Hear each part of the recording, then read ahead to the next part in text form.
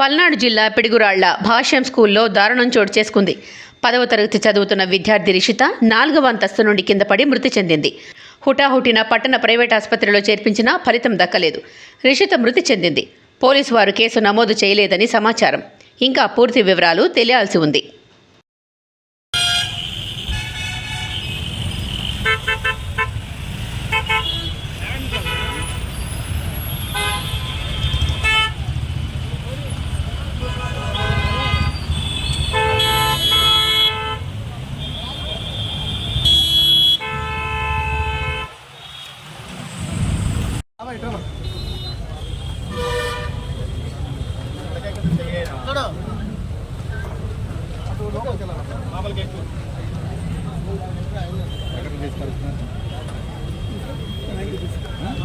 తలకాయ లేపు చేత్తో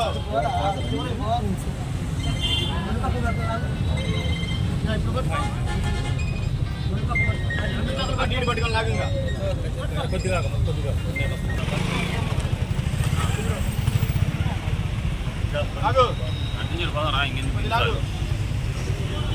కొద్ది లాగు